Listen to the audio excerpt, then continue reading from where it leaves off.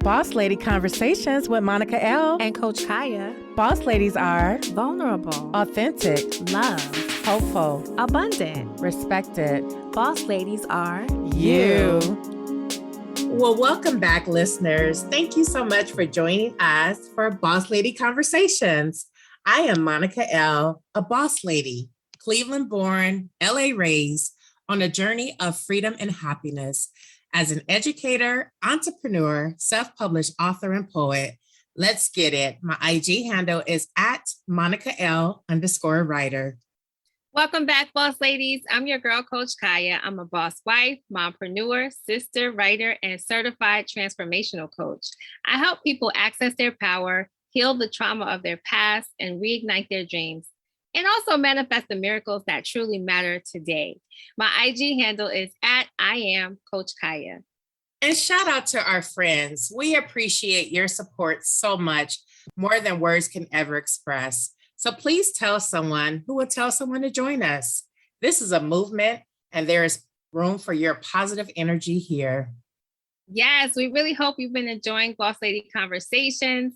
We want you to walk away from every episode feeling like you're taking something that's just for you, something that you can utilize in your life starting now. And we love to hear from you. So give us some feedback on topics you'd like us to explore. And also, we're always open to interviewing other boss ladies. So join us. Yes, thank you, Coach Kaya, for saying that. We are open for any boss ladies you would like to have us featured, or if you want to be a boss lady on our next show. Our mission has been to give you a safe space to learn, grow, and contribute. We want you to walk away from Boss Lady Conversations feeling inspired, imaginative, hopeful, creative, abundant, and most importantly, bossed up to go after what really matters in your life. Yes, bossed up. We love saying that. We can't say that enough. We want you to be bossed up in every area of your life. So today's topic, Thriving Your Way to Mental Wellness with Dr. LaShawn Paul, will put the spotlight on helping listeners explore ways to focus on your long-term mental health and wellness strategies. Sometimes we plan to focus on our mental wellness, but we get so busy and we put other things ahead of our mental health.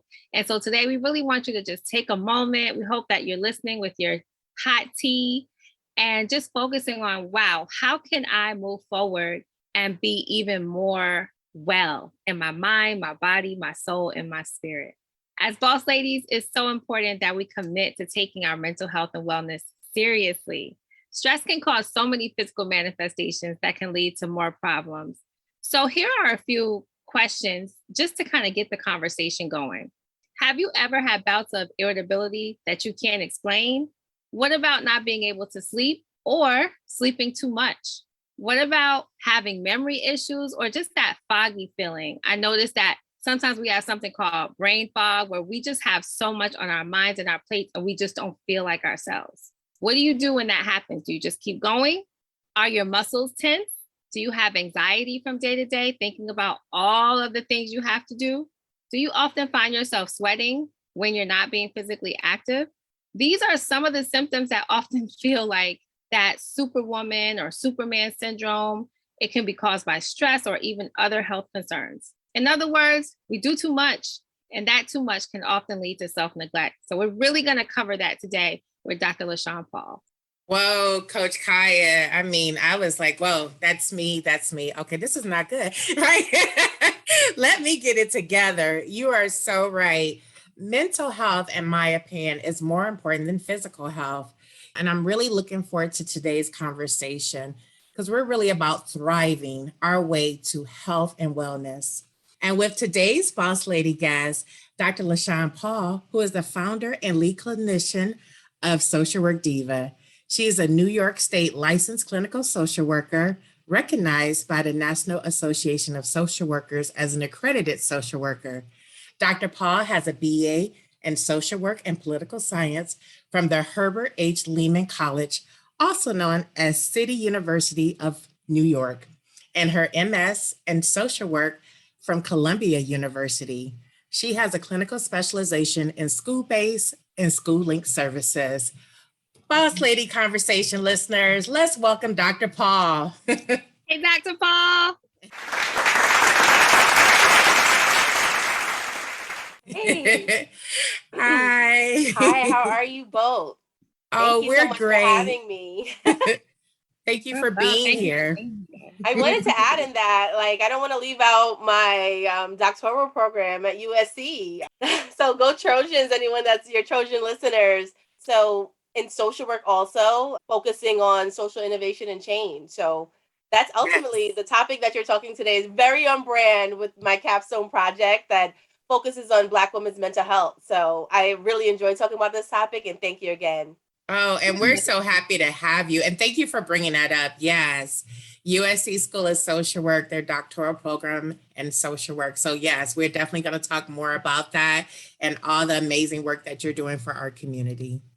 So we know that social work is definitely a calling. So Dr. Paul, what led you to the field of social work and how did you decide on the name of your business, which we love, by the way? Okay. When I started my business 10 years ago, it wasn't something that people loved. They thought it was kind of obnoxious. But I guess I was one of the early adapters of those type of titles, right? That really highlighted that. To start off, what got me into the field of social work was something that was extremely tragic and tied to the death of one of my friends that died my senior year of high school. So up until that point, I always thought that I would do pre-law, and even why you can see it's kind of reflective and still kind of tippy-toeing and doing the political science piece in undergrad. But I always thought I would do pre-law, and in my senior year of high school, one of my friends died by suicide, right? And when she died, I knew immediately that I wanted to help other women and girls, especially Black women and girls, to not feel isolated and alone, and ultimately give them the knowledge and skills, but also be that person that would be able to provide services for them. I knew that social work was one of the fastest ways, since the MSW is the terminal degree in the social work profession, that I would achieve that type of degree in order to quickly be able to be a professional that provides therapy. I decided on the name Social Work Diva because oftentimes when, as a provider of therapy, people always have this negative connotation of what social work is, and social workers are actually, in percentage wise, are the most represented population of professionals that are mental health therapists. And oftentimes when people are talking about mental health, they'll focus on psychologists and psychiatrists. And I thought it was necessary to include that social work piece because I remember when I was first getting started, someone was like, I don't really consider you a social worker. I consider you a therapist, right? And I wanted to let people know that that's pretty much synonymous, right? But at the same time, it was a play on necessarily the word diva, right? The woman of excellence, that was borrowed from the opera, right? Houses. And I felt that it was important for me to help, in order to help people achieve excellence in their own life, that I also had to claim my own excellence, and kind of putting together a social work diva was me claiming that I was a social worker of excellence that was able to help individuals get the excellence of whatever they wanted to achieve, to ultimately live a better quality of life than they did before coming into contact with me. So that's how I got started. Love that. First of all, you're changing the narrative because you're right. So many people think of social workers as just people who come in and snatch people's kids. And that's just like their general blanket statement. So you're changing the narrative to say that no, there's more to social work and that there is a clinical component. And I like that you said it's a terminal degree because that is what's unique about social work when you're looking at the other disciplines where you do have to get a doctoral degree in order to do the services. So thank you for stating that. So as we talk about the stresses that people deal with, what are your thoughts on the superwoman or the superman syndrome and how people can overcome that? I think that a lot of my work typically focuses on superwoman syndrome, but even men experience these symptoms, right? I think that particularly for Black women, though, this is something that a lot of us experience a lot more than we would like to admit. Like the superwoman syndrome, it really focuses and is rooted in pride, right? The ability of strength, right? And also in faith, right? That I could kind of pray it away, I could bear it and grin it, and I could handle it all. Oftentimes you don't really hear anything much about the Superman syndrome, right? But in our community, it's also very relevant because Black men oftentimes are more likely to not receive services, ultimately because they feel I don't need it, or talking about my feelings is women's work, right? And I think that that presents a lot of challenges. And when people kind of center Black men in that way, I always kind of go back with my own biases and center Black women, because even though we speak about our feelings and our emotions, we don't seek professional mental health treatment, right? And I think that that's what's very important for those sort of things, that you don't have to ultimately seek those things, seek that out in that sense. But also, we want to make sure that individuals are able to overcome it and recognize that their strength is ultimately seeking help, right? For things that are heavy that we often carry without realizing how heavy it is. Dr. Paul, what are some of the obstacles you've had to overcome on your boss lady journey? For me, that's an interesting question. I think that some of the obstacles that I had to overcome actually was probably getting out of my own way, right? I think that one of the biggest challenges that I had was, do I want to go into private practice? I started my private practice in 2011, technically, early 2012. And ultimately, because I wanted to be associated to others, like bigger brands, I worked as social work manager in other institutions, and I wasn't necessarily sure, but also I didn't have the time, right, to pursue fully entrepreneurship, right? I would get home some nights at 10 o'clock. No one's going to be seeing a therapist at that time. So when people would call, I would say, oh, I'm booked, because I didn't want to say I just have it here and I'm not utilizing it. How I got here was ultimately because of when I had my first son, I was home and wanted to get back into mental health services and also wanted ownership of my own time. And I then decided to revamp my private practice and kind of go full throttle and start to service other women. And I think that for me, it was establishing the work life balance, right? And also the doubt of, is this going to be successful or not? And just kind of putting it out there and allowing my clients to find me, so that I can help them. But in all actuality, they help me have a life of independence and more time with my kids that ultimately brings me the most joy. Wow. I like that. I mean, you're giving, and then in return, you receive so much more, and Very that's much what we so. also, yes. And that's what we talk about, it's one of those where we feel like we're supposed to pay it forth. And that's one of the reasons why we created Boss Lady Conversations, so that we can help and reach people that we don't even know. And in return, myself and Coach Kaya is getting so much from this and so much joy, and we're learning from our guests like you. So, with that being said, we know that you're not only a mom and a social worker, but you're also an entrepreneur that we just talked about. So, how do you manage all of these roles and still make time for your own self care practices? I I always call myself the nap queen, right? Because I actually love naps and I like the opportunity to recharge. When my 8-year-old was maybe 4 or 5, he would tell daddy not to wake me up because mommy needs to sleep. And he's like, daddy doesn't need to sleep, right? So in all actuality, it was just including everyone else within my journey, right? When I mentioned the Superwoman Syndrome, I think that oftentimes, sometimes, even though I teach people not to do that, I can adhere to that also. And I recognize that in order to help fill other people up, I have to take care of myself, right? And I find that taking naps, but also centering self care and compartmentalizing time, right, for everything. And I literally use my phone way too much, probably, in order the things that people would be like, you need to put that on in your calendar. Absolutely, right? So now I know tomorrow is my son's picture day and I needed to go buy this day, right? So what I utilize is technology to my advantage to help me function. And it's important for me to be able to mirror what I expect from my clients, right? I think that oftentimes therapists and even coaches, right, they tell people how to live. And then when you know them personally, you're like, I wouldn't get receive services from them. And for me, I wanted to hold myself accountable, right? So that I live the life that I expected my clients to reflect in their own lives. And I think that it was important because when they mention their challenges, I can highlight my own and connect with them and provide that self-disclosure. That's oftentimes kind of told not to include all the time in therapy as it is in coaching, but it's important for clients to be able to see that. And I made sure that I have time for my kids, right? Time for my husband on my schedule.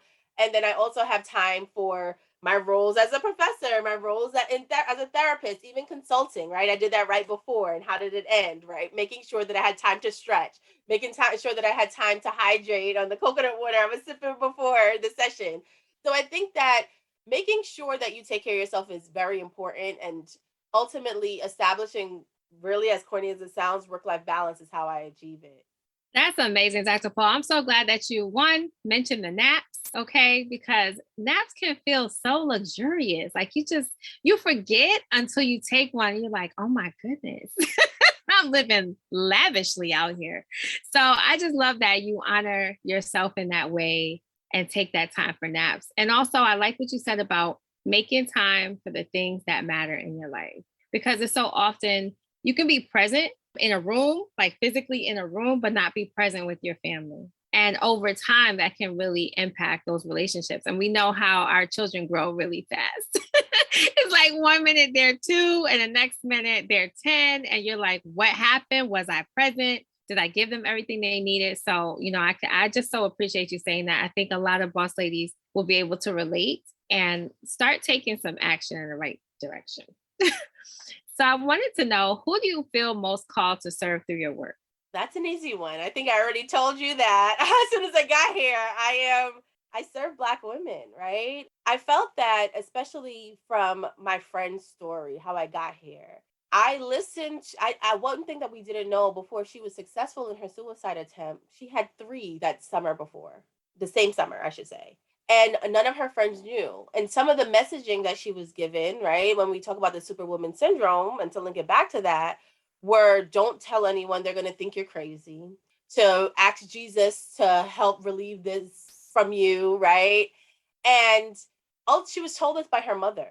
So it's this intergenerational trauma that we also see played out in our community. And as Black women, being the pillar of our community, carrying it all, right? Dealing with our children, dealing with our spouses, dealing with our friends, but also remembering to center ourselves. I think that is often lost in translation.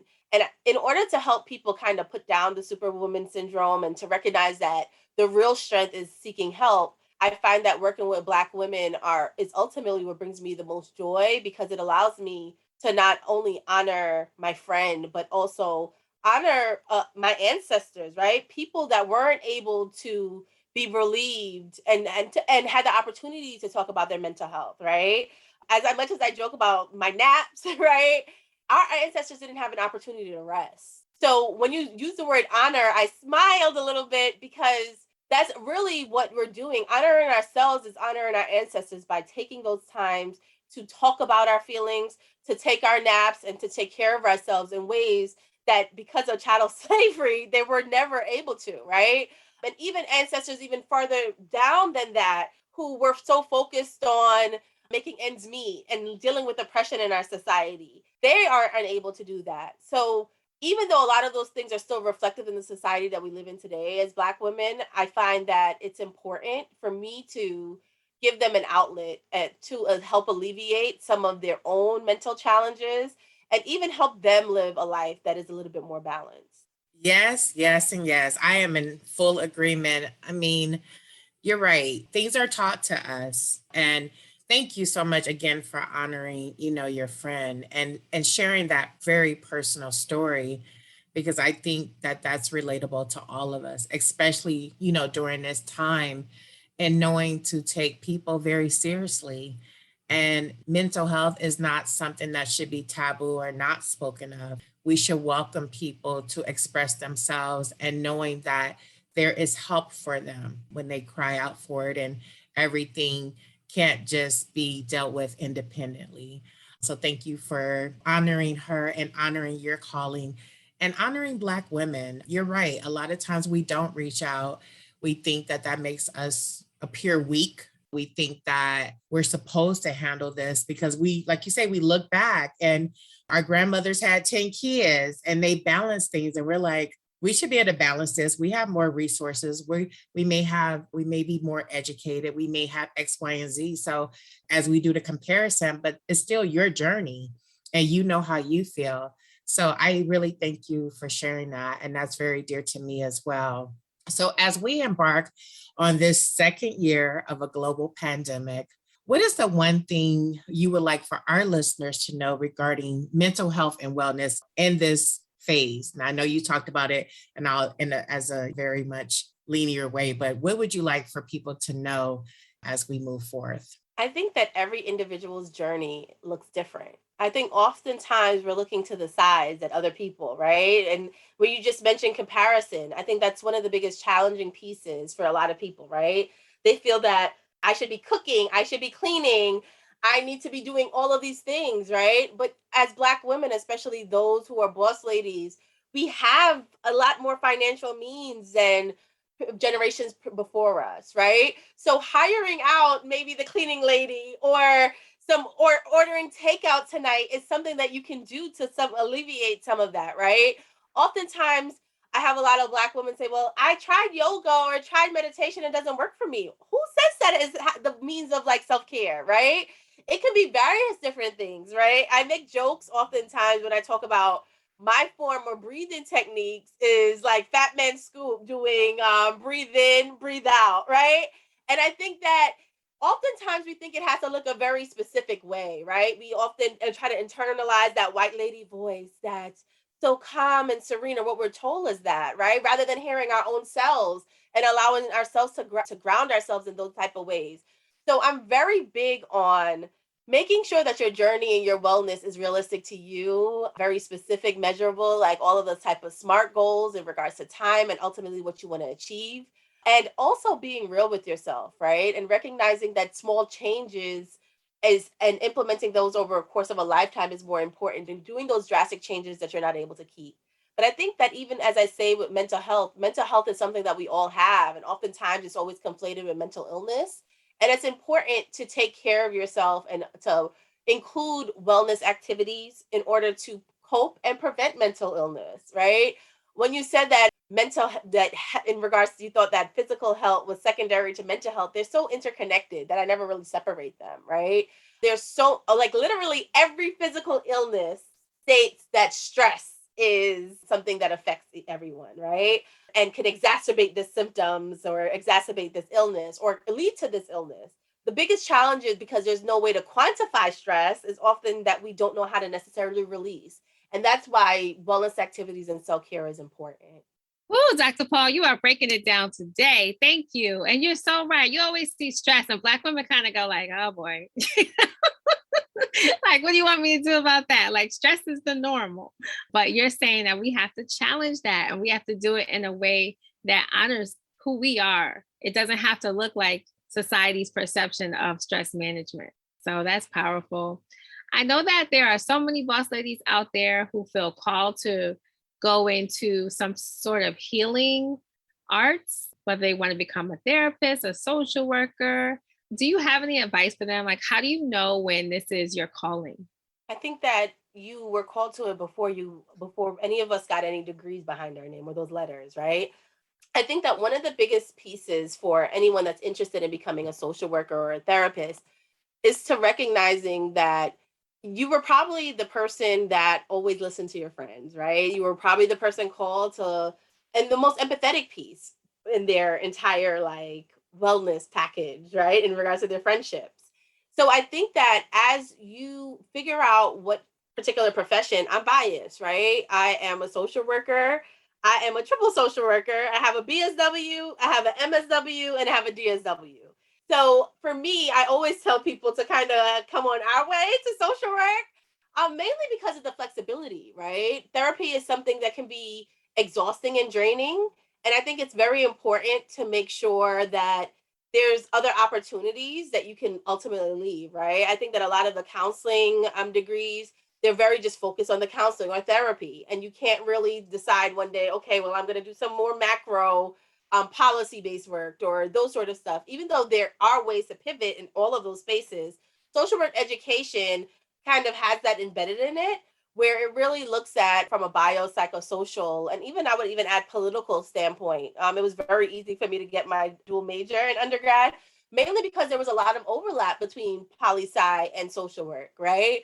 So I definitely suggest really looking at the different type of programs, ultimately figuring out what your current goal is, if it's to be a therapist, but how long are you going to do that, and to realize what that may look like. It may be a part-time thing, it may be a full-time thing, but ultimately look at the various different programs, connect with other social workers within the community, see and hear some of the experiences, but also look at all the different things that therapists can ultimately do and begin to just really get those degrees. That's the only way to get here, right? Is to ultimately get licensed eventually after getting those degrees so that you can be able to provide therapy to communities that ultimately are waiting for you.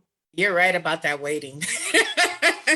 Yes, yes, yes. In this pandemic, a lot of therapists have wait lists. And I feel like a lot of my friends and people in the community are now seeking it more than ever because I feel like this pandemic has brought up a lot of things that we probably have pushed down below the surface.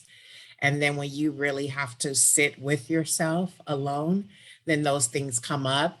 And then, obviously life occurs. And so I think that you said that, like you said, it's way before you put in that application, it's way before you're thinking about your admission statement. It's a calling that that this is something that you want to do with your life. And it's like which direction I want to go in. So thank you so much for providing that context. As we spoke about throughout this podcast and even in previous episodes, sometimes individuals don't know the difference, like, when you really need that help or if you're just going through life. And I know that, you probably can't give us a clinical description, but we really want to help the listeners to know what's the difference between, being sad or overwhelmed and then severely depressed. Like, what are some of the things that our listeners can look at and say where are they at in this spectrum? So sad is a moment, depressed is a state, right? So depressed means that you have to meet certain criteria, right? According to the Diagnostic Statistical Manual. And it means that sad is a symptom, not necessarily the clinical diagnosis piece, right? And oftentimes people don't necessarily severity, it can be different, right? Some people could be mildly depressed. It's really feeling sad, crying spells, difficulty eating, overeating, in either eating too little, too much, sleeping too little, too much. It's ultimately depressed is where your functioning is affected, right? Either interpersonally or just some of your like how you take care of yourself, right? And this how you ultimately survive. So I think that one of those things that is important to recognize about depression is that this has to occur over a 2-week period at minimum. The pandemic added a different backdrop to it, right? Because a lot of the things that we were experiencing before, as you mentioned, has been exacerbated, and people are often feeling sad much longer periods of time. So there's a lot more adjustment to the pandemic that you'll see maybe as a clinical diagnosis with depressed moods more than major depression diagnosis. But it's also important to recognize that those shifts that occur more than just over something that happened, a death in the family or something like that, is kind of falls into the depression piece. And it's important to recognize that if you're feeling sad and ultimately in a rut and you feel hopeless, right, and necessarily can't get out of it, oftentimes people think depression only comes with like suicidal ideation or suicide attempts, and that's not necessarily true, right? It's about feeling that way and can't necessarily get yourself out of feeling that way, especially if something didn't necessarily immediately happen, right? That's what's really important to recognize. Dr. Paul, what would you say is the biggest lesson or aha moment that you've had since the pandemic started? The biggest aha moment was that I actually enjoyed spending a lot more time with myself. And that's how I recharge. I think that there were a lot of people who, especially like my extroverted friends, who were reaching out to me often, a little bit more often than I prefer. And I realized it was draining. And I think that even those and that are seeking to be therapists themselves is also recognizing that you're not everyone's therapist and that this is a profession, and that even though you've helped and you talked to people before, that it's important to recognize that we have to kind of take care of ourselves before we take care of others. And I also realized that I was onto something 10 years ago. I was already doing virtual therapy for 10 years prior to the pandemic. So during the pandemic, I actually spent a lot of time doing consulting, training people how to ultimately utilize telehealth, really focus and look, and even my USC virtual degree, it helped me focus and look at the camera and know where to look so that people know and actually feel the connection. I used to work at a mental health hospital, and there was a lot of research done in regards to anxiety and depression and how the benefits of telehealth, and this brand spanking new research out of Northwell, which was North Shore at the time. And it was something that people looked down upon originally when I started. They were like, you see people through what? Through Zoom, like through Skype, right? Like what? Like how are you connecting? How do you do those things? And it's so funny because there's certain diagnoses in certain individuals that should not be serviced through telehealth, right? And it's safer to see them in person, face to face. And the pandemic actually threw everybody in telehealth, right? So it's very interesting. The people who were like, you're unethical before is whether people doing unethical stuff, right? So for me, I knew that sometimes you will experience, especially for boss ladies, you will experience people not understanding your process and your reasoning, right? And I think that it's important to trust yourself and trust the process, because eventually there are first adapters and there are people who have to adapt once they already see people doing it. And so don't be afraid to be an innovator or someone that's trying something new ahead of time, because often people don't get you when you're doing it, but they'll eventually catch on. So well said. And I was just thinking that word innovator. Like you took the frame of Diva and you moved that forth, and you were doing telehealth before this pandemic. So you were already on it. You were on it, and people had to catch up to you. So congratulations, That's Dr. a Paul. little too kind, Monica. Hey, I mean, that's what you said. That's what I heard. At least that's what I heard. That might not be what you said, but that's what I heard. So, but I love that because, again, you need to make it easy. I mean, if someone is trying to get help, if that's the barrier that they can't physically get to you or time, and there's a way that we can decrease that barrier, like people need help. So however you can do it, whether I know people who just pick up the phone still and have their therapy sessions. And I'm not saying that that's the best or which way is the best, but the point is that they're getting help. So I appreciate you saying that.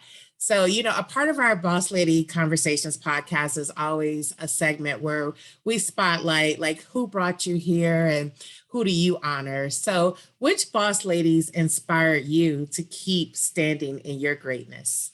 I don't know. I think that question, I can't just highlight one person or a couple of people. I think that I'm inspired by every woman, really. Every story, every conversation that I have. I think that everyone has something to learn, whether it's what lipstick someone's wearing versus I'm inspired by so much about individuals and their personality. I could think of my mentee who thinks that I inspire her.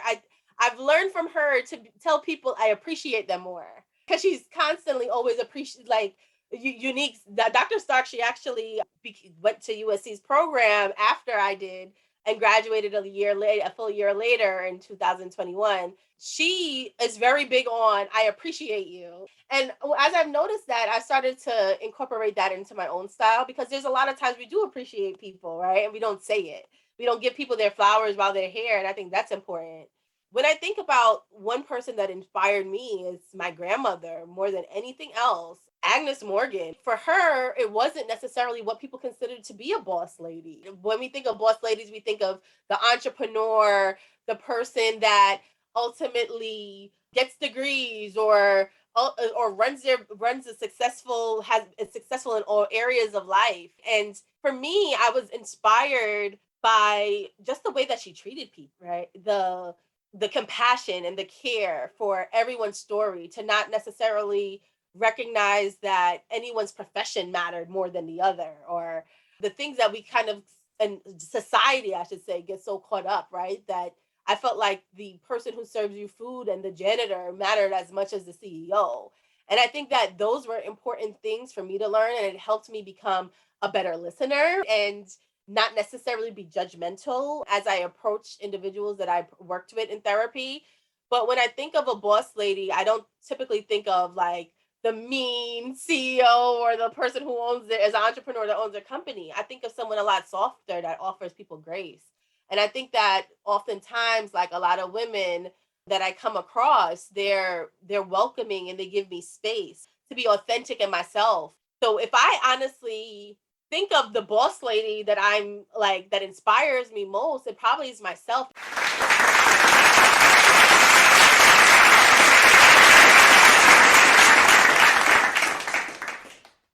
Because I'm an amalgamation of all the people that all the women that I come across, right? From the way that they either flip their hair, the way that they walk, the way that they talk.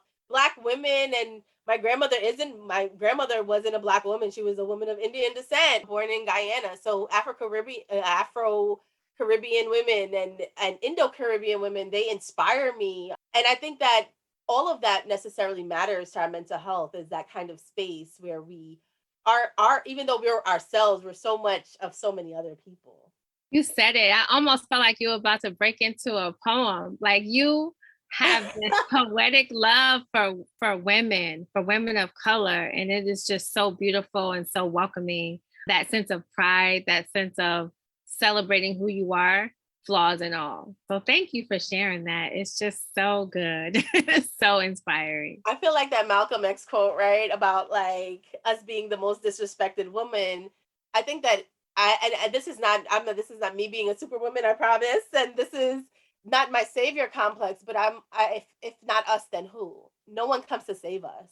And I think that no one typically listens or cares about our plights of Black women. And it's a very distinctive plight that we have, being a woman and Black, and what that intersectionality means. And I think that for me, recognizing that I play those roles and how I'm received and how I'm perceived, no one knows that I'm a doctor when I'm outside. When they see me with my kids, they assume that, oh, she's probably going to steal and she can't afford things, as I'm followed in certain stores. So I think that for me, I recognize that the space that I take up, and I don't take for granted that my role as a therapist for Black women is to be that reflection and be that representation that they need. And it's more than cultural competence, because I think that schools of social work and other professions make the mistake to think that you can teach that. There's a culture of humility, and we also have to recognize that there is a space that we can't teach about it. You just have to know. And those who know. And I think that my love for Black women is because I've seen it and I live it. That very distinct experience that comes with the heaviness that we mentioned about the Superwoman Syndrome, that comes with not necessarily having that outlet that often, right? I often, especially since I was like a school social work intern and that's my specialization, I often think about like the person who kind of blows a balloon and doesn't let a little bit of air out, how it eventually pops. And I've seen individuals kind of burst because they didn't let some of it out. And that's why I felt that it was important to get into this work, to help others kind of release some of it before it gets to mental illness, but also even those that live with mental illness, to help them ultimately cope so that they don't eventually feel drained, right? And I think that's my love letter to Black women. I am not an artist. I don't do poetry. But what I can do is some therapy, and I can get you that. And that's my gift to them because they've given so much to me. Amazing. You are amazing and you are such a gift. And I thank you for recognizing the gift in all of us, because that's important. So we wanted to know, how can listeners connect with you? Are there any events or upcoming programs that you have that you'd like to share with us today? Okay, so listeners can connect with me through email, is usually the best. Through my business email, info@socialworkdiva.com. You can I think that there is a link that you can just send an email through the website. But I'm also on Instagram at Social Work Diva. And really, I spend most of my time, if you really want to get engaged and play with me, is through Twitter. So it's at the SW Diva on Twitter. I am still, even though I'm somewhat full, I'm still offering therapy because I do have various different supervisees that I supervise that also see Black women. and are building their practices. They're also Black women who have their first license, looking to get clinical license, that are under me. And then I offer a lot of mental health. I do a lot of panels and events and workshops for different employee-based, like, work life stuff that occurs at various different institutions. But I also provide consulting for, like, mental health, for politicians to shape mental health legislation and agenda. And for those looking to start their own private practice, that's another service offering that I do also for private practice consulting. You help in so many ways. And I think it's important that we hear about that, because sometimes we don't realize, oh, I want to do this, but I don't have a mentor. I don't have access to these people that can support me and help me kind of steer in the direction I want to go in. So I think some of what you shared just now really opens up the opportunities for so many people to realize, one, how can they seek support and what support is available. So we just appreciate you so much, Dr. Paul. That's our show for today. But here's a recap of some of the many gems that Dr. Paul shared with us today. Number one, there is strength in seeking help to handle the things that are too difficult to carry. Asking for help is strength. Pride often keeps us stuck. Naps, self-care, and utilizing technology is a helpful tool for self-care. Make sure your schedule includes time for the people you love and the things that matter to you. That's the best form of daily self-care. Number three, honoring ourselves with self-care means honoring our ancestors. We can choose to honor those who didn't have the benefit of freedom or the connections that we experience today. We carry them with us. And number four, pay attention to what you're experiencing. Sad feelings are more of a moment. Depression is a state. At the end of the day, you get to create your own wellness journey that's significant to you and the things that matter to you. Oh my gosh, we so enjoy connecting with the fabulous Dr. Paul and learning much more about how to cultivate mental health and wellness. Thank you again, Dr. Paul. Thank you so much, both of you, for having me. Our joy. Thank you.